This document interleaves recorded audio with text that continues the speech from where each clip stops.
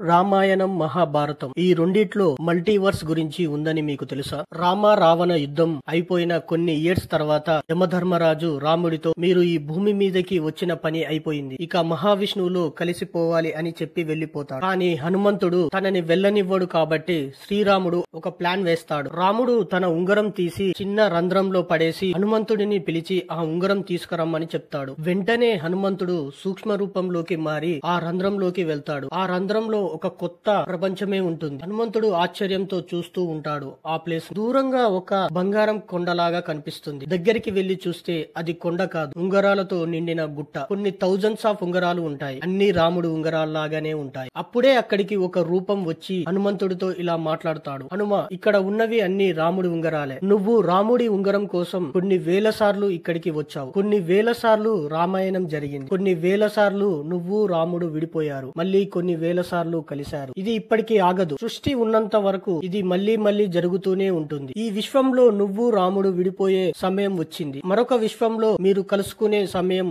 కూడా వచ్చింది అని చెప్తాడు. ఇదంతా నేను తెలుసుకోవాలనే రామయ్య నన్ను ఇక్కడికి పంపాడు. ఇది మళ్ళీ జరగాలి అంటే నేను జరిగేది ఆపకూడదు అనుకుని హిమాలయాలకు వెళ్లిపోతాడు. ఇలా రామాయణ కథలో మల్టీవర్స్ గురించి క్లియర్ గా రాశారు.